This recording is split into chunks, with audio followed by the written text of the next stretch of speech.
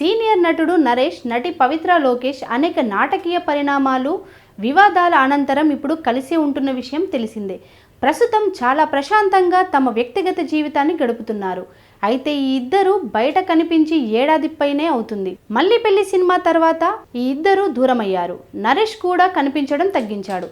దాదాపు ఏడాది తర్వాత మళ్ళీ ఇద్దరు మెరిశారు. తాజాగా వీరాంజనేయ విహారయాత్ర సినిమా టీజర్ ఈవెంట్లో మెరిశారు. ఇందులో నరేష్ ముఖ్య పాత్రలో నటించారు.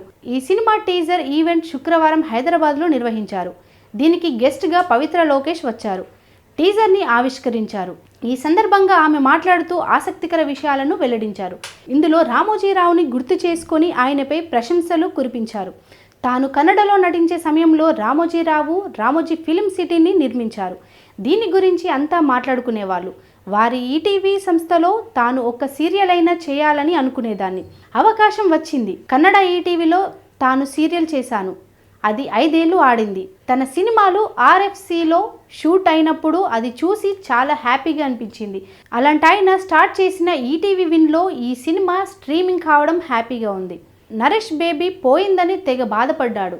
ఆ బేబీని వెతికి పట్టుకొని వచ్చాను. చాలా కష్టపడి ఇక్కడి వరకు తీసుకొచ్చింది. ఇక దాన్ని కాపాడుకునే బాధ్యత మీదే అంటూ వెల్లడించింది పవిత్ర లోకేష్.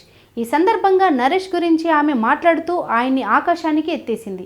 ఆయన ఇండియాలోనే ఒక ఫైనెస్ట్ యాక్టర్ అని ప్రశంసలు కురిపించింది.